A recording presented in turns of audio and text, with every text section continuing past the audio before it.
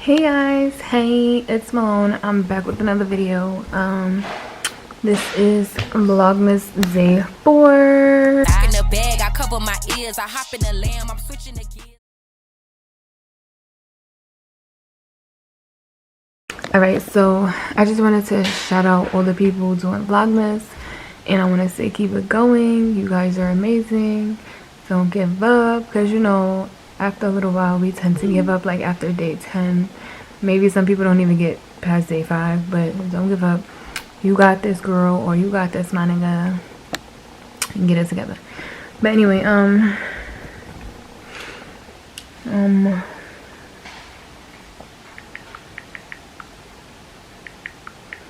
sorry, my sister's texting me. My niece was sick. She got like 3 shots at the doctor office yesterday, and that same night she wound up getting a fever. So I just wanted to say, you know, shout out to y'all. Keep doing your thing. And for all the viewers, and keep viewing all our videos. Keep us lit. So anyway, today I wanted to do a story time. So basically, I wanted to tell you about this time that this lady crashed my car. Crazy, right? Yeah, I know. Yeah, so a while back when I used to stay in Jersey for a little while, I had rented my car out on this app called Toro. And it was cool. I actually only booked with like one person. It was a guy, and he like borrowed my car, and well, he rented my car, and he used it for like 2 days for like the weekend, excuse me, and he traveled to like Pennsylvania or Delaware or something like that, and then he brought it back. It was fine, excuse me. There was no problems. Everything was good. Like, it was perfect. So I'm like, oh, this is, you know, this is nice. Like, I might want to get into this. So I didn't do it for a while after that because I always needed my car. But if my car is just sitting there, you know, why not rent it out, make a little extra money, whatever. So when after quarantine, like, I was like, you know what, I'm gonna just rent my car out, whatever, like that. I'm gonna put my car back on Turo to, you know, make a little money, pay a little bills here and there that I have, whatever, so I'm not just fully living off of my savings. So I rented my car. I had like great experiences. The people were great. They literally cleaned my car out, like, you know, after, like, before they brought it back, obviously. And everything was fine. Like, I didn't have, like, everything was 5 stars, like, with the people that I was renting to. I think I had rented out to like 3 or 4 people. And it was like a mixed crowd. And then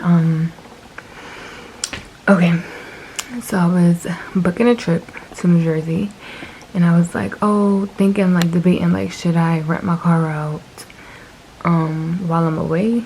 Like, it does make sense. I'm gonna be going for like a week. Or should I just not rent it out, list it as unavailable while I'm away, and then just deal with it when I come back? Because my car would literally just be sitting in the garage, because like my boyfriend drives, so like we would drive either my car, his car, whatever. So I was like, if I just list my car, like we could just drive his car the whole time, so, or whenever we needed to, boom, whatever. So I was like, you know what, I had decided to not rent my car out, and I was just like, you know, while I'm gonna be going, I'm gonna just not rent it out. I'm gonna just wait till I come back. And then I had got a booking right before I was about to unlist it.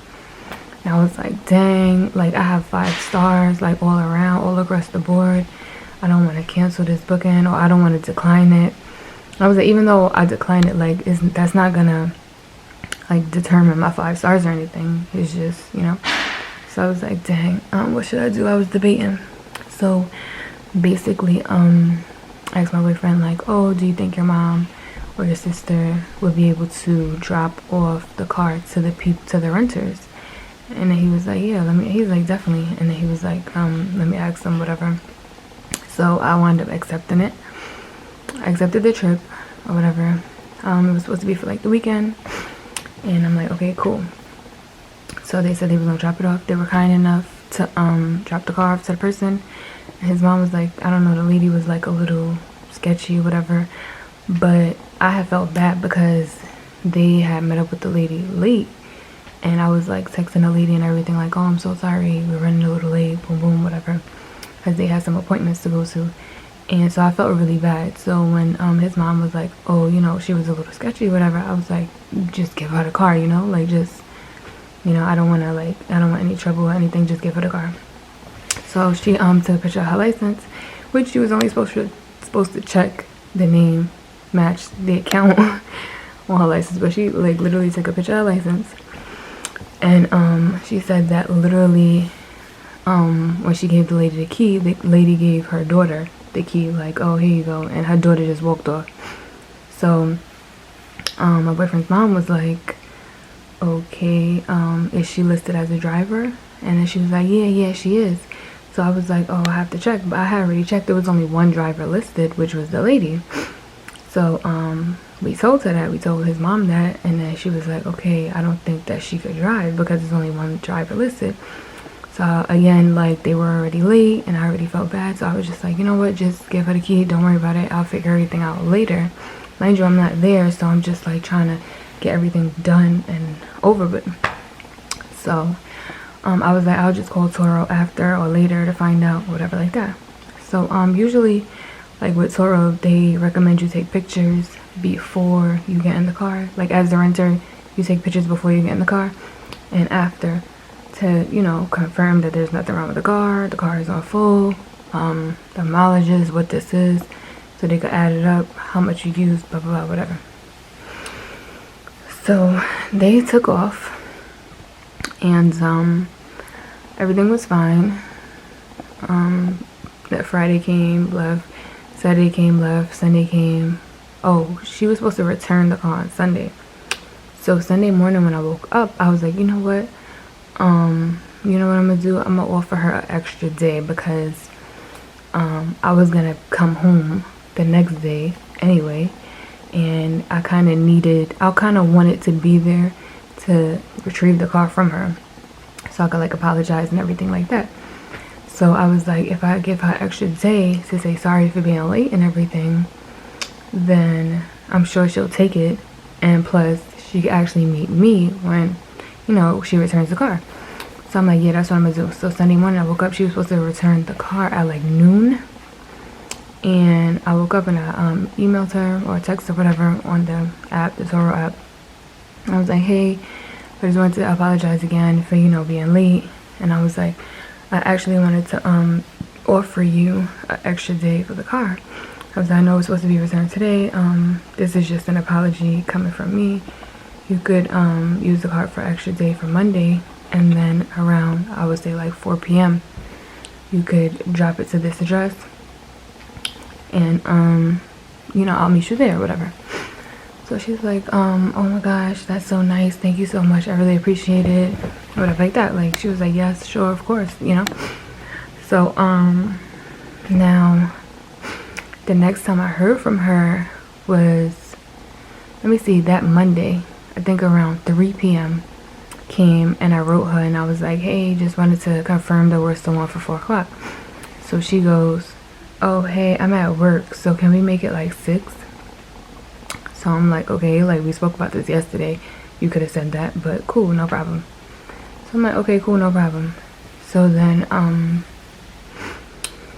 around, I would say close to 6 came, and I wasn't gonna be there for 6 because of something with my flight. So I wrote her and I was like, hey, you could just drop it off and leave the key on the back tire. Basically drop it off in front of this address and leave the key on the back tire. Someone is home, but I won't be there. Like, I won't be able to come out right away. I'm in traffic or whatever I said to her. So she's like, okay, no problem. So I was like, just let me know when, you know, it's dropped off, so I could, you know, have someone come out the house and grab the key from the back tire. So she's like, okay, no problem, whatever. So she hit me up, she was like, hey, I just dropped it off, I just wanted to thank you so much, cool, boom, whatever. So because we had, you know, issues with our flight, we decided not to leave New Jersey that day. So we already knew that, I just didn't tell her that, whatever. I just told her that I was gonna be like behind a few minutes. So we actually was having his mom and his sister go and pick up the car or whatever from my from an address. Well, it's like an address that was in my neighborhood but wasn't my door. So yeah, so they was on their way there. So when they got there, this is what they saw.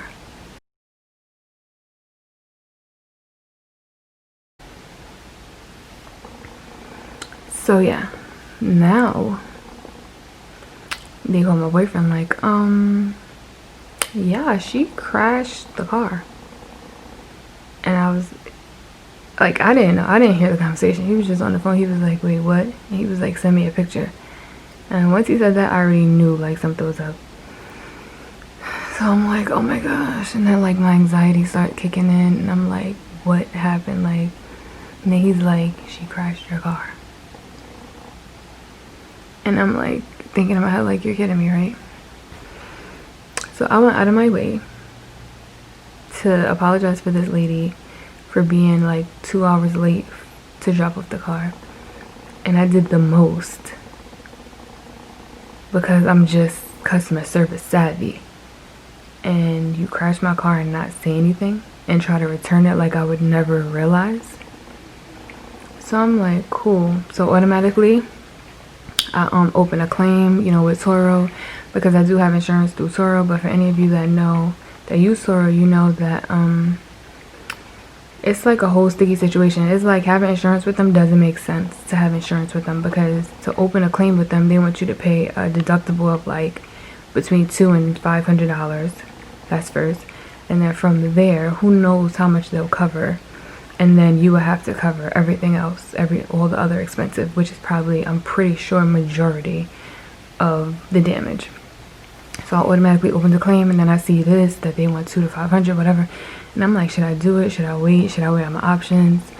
I know like a lot of like legal information and like the law in certain states, because, you know, that's my field. That's what I'm going into. So I was just like, I'm pretty sure I could figure this out without having to pay a company to play as the middleman and still come out of pocket, you know? So his mom winds up calling the lady and like, you know, letting her have it. Like, you just crash people's car and just return it. Don't say nothing, you know, like that's rude. Like, how dare you, blah, blah, blah, whatever, you know? So they had their conversation, whatever. And then she comes and she texts me and she's like, Malone, I'm so sorry. My daughter had the car. I had no idea that she crashed it. It must have happened while the car was parked, because if she got into an accident, she definitely would have told me. She didn't even notice that the car was hit. So that's how we know it happened, while it was parked. And then she was like, I don't know if it happened in front of my house or while it was parked in front of a store or something. I have no idea. But we definitely didn't know. My daughter said that she thought that the car was like that before we got it. Mind you, I said you're supposed to take pictures before you get in the car to drive, to pull off. They did not do that. So if they would have did that, they would have saw my car was not busted before you got in it. It was in great condition. And that was just obviously a cover-up story. Like, and if somebody hit my car, it would have been some type of paint or something from the other car. It was nothing. That girl hit my car against something and cracked my bumper. So she gave me this whole sob story. First off, I had called Toro. This is when I was trying to find out the information about the claim, how to get it done, because there's no reason I should be paying Toro. And they're not doing anything for me. It's like I'm paying you guys, and then when I actually need you, you're charging me this, that, and the third. It just doesn't make sense. So she just needed something to say. So she said, uninsured motorist. First off, your daughter was not even listed as a driver.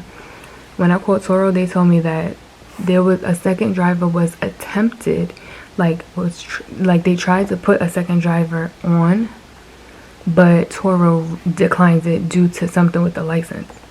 So, okay, your daughter's license is probably messed up or whatever, because there's a reason why they didn't accept it.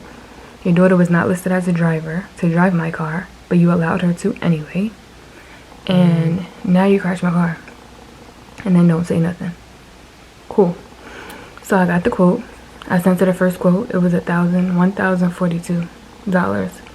And I said that's not including the damage to the windshield, because my windshield also had like a crack in it, like maybe a rock hit it or something. So it wasn't a crack, it was like a little chip in it, like a little chip, and then whatever.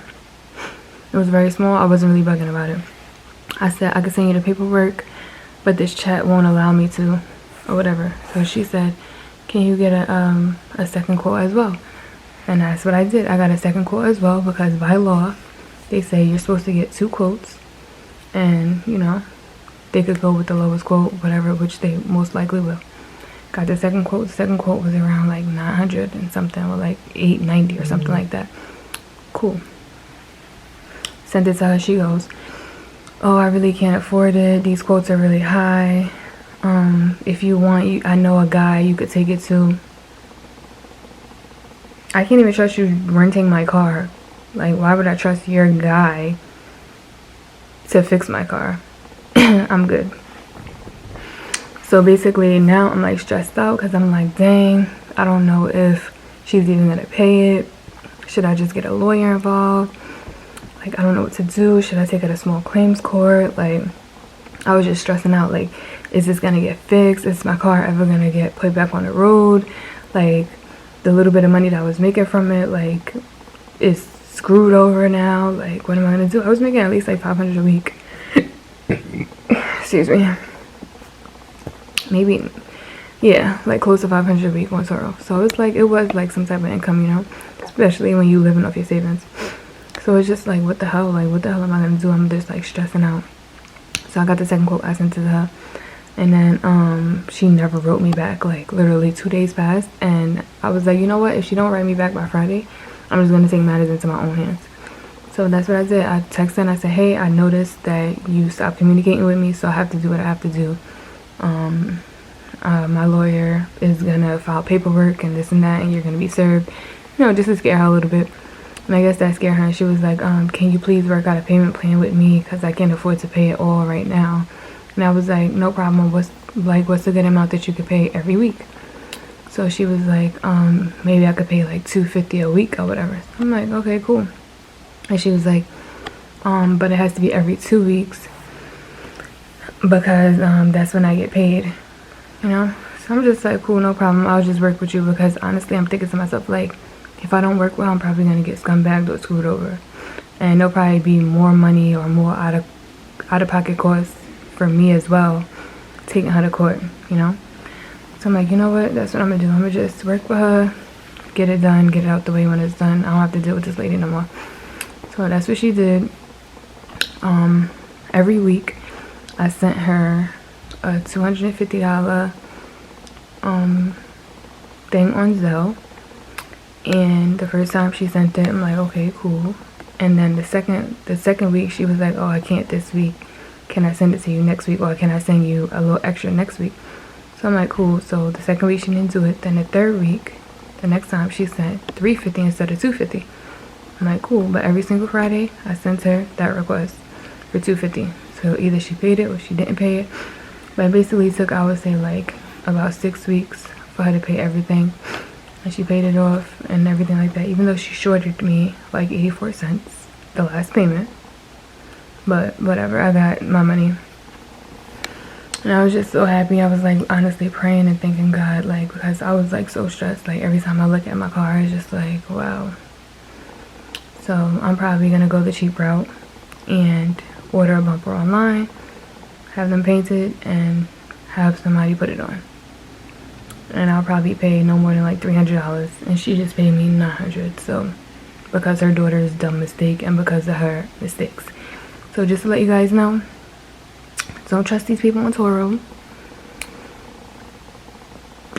Even if you gotta look through people, look at the picture, or really like zoom in and be like, should I not? Should I not? Because honestly, even though a lot of the times the picture could be very deceiving, you could see a picture and you could say, oh, she looks like a well-rounded person, and then meet them and they like, what the hell, this is what I'm renting my car to.